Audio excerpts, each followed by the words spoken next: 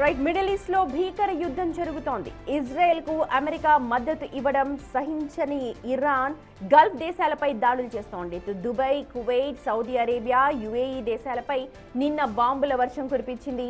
ఆ దేశాల్లో ఉన్న అమెరికా స్థావరాలు, మిలిటరీ బేస్లను ధ్వంసం చేసింది. ఇజ్రాయెల్ ను ఒక దేశంగా ఇరాన్ గుర్తించట్లేదు. ఇజ్రాయెల్ ను మ్యాప్ నుంచి తుడిచేయడమే తన లక్ష్యమంటూ ఇరాన్ బహిరంగంగానే ప్రకటిస్తూ ఉంటుంది.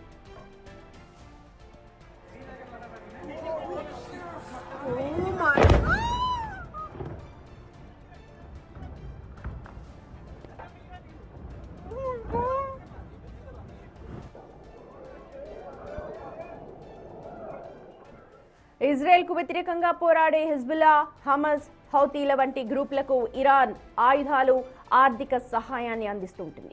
ఇరాన్ అణు బాంబు తయారు చేస్తోందని, అది తమ ఉనికికే ప్రమాదమని ఇజ్రాయెల్ భావిస్తోంది. అందుకే ఇరాన్ సైనిక స్థావరాలపై ఇజ్రాయెల్ అప్పుడప్పుడు రహస్య దాడులు చేస్తూనే ఉంటుంది. అమెరికా ఈ యుద్ధంలో ప్రత్యక్షంగా, పరోక్షంగా భాగస్వామి కావడానికి 3 ప్రధాన కారణాలు ఉన్నాయి.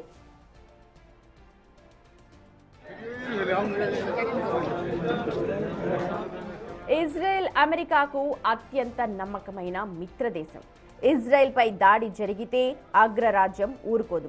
ప్రపంచానికి చమురు సరఫరా చేసే కీలకమైన హర్మూజ్ జలసంధి ఇరాన్ నియంత్రణలో ఉంటుంది. అక్కడ యుద్ధం జరిగితే ప్రపంచవ్యాప్తంగా పెట్రోల్ ధరలు పెరిగి ఆర్థిక వ్యవస్థ మరింత కుదేలవుతుంది. దాన్ని కాపాడడం అమెరికాకు ముఖ్యం. మిడిల్ ఈస్ట్ లో ఇరాన్, రష్యా, చైనా వర్గాల పట్టు పెరగకుండా చూడడం అమెరికా వ్యూహంలో ఒక భాగం.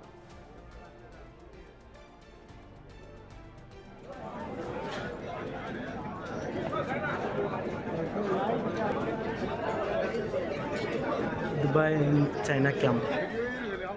కువైట్, ఖతార్ వంటి దేశాల్లో అమెరికా సైనిక స్థావరాలున్నాయి. అమెరికాను దెబ్బతీయడానికి ఇరాన్ అనుకూల గ్రూపులు ఈ దేశాలను లక్ష్యం చేసుకుంటున్నాయి. ఎయిర్పోర్ట్లు, చమురు బావులపై దాడులు చేయడం ద్వారా ఆయా దేశాల ఆర్థిక వ్యవస్థను చిన్నాభిన్నం చేయాలని రెబెల్స్ భావిస్తూ ఉన్నాయి. గల్ఫ్ దేశాలు ఇజ్రాయెల్తో సంబంధాలు పెంచుకోకుండా భయపెట్టడం ఈ దాడుల వెనుక ఉన్న అసలు ఉద్దేశం.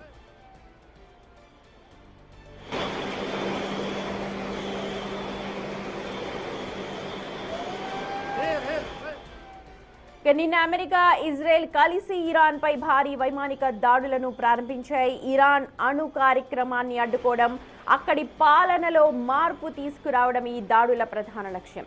ఇజ్రాయెల్ పైకి వచ్చే క్షిపణులను అడ్డుకోవడానికి అమెరికా తన అత్యాధునిక రక్షణ వ్యవస్థలను, విడి భాగాలను, ఇతర ఇంటర్సెప్టర్లను కూడా అందిస్తోంది.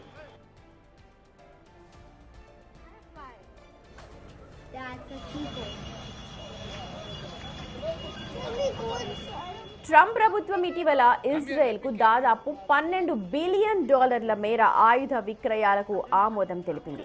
గతంలో నిలిపివేసిన కొన్ని రకాల బాంబులు, క్షిపణుల సరఫరాను కూడా పునరుద్ధరించింది.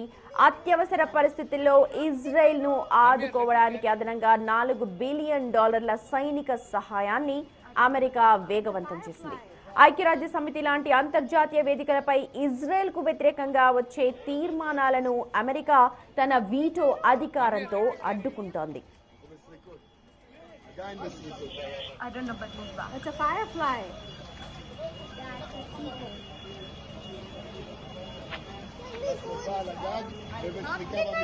Come here, let me carry you.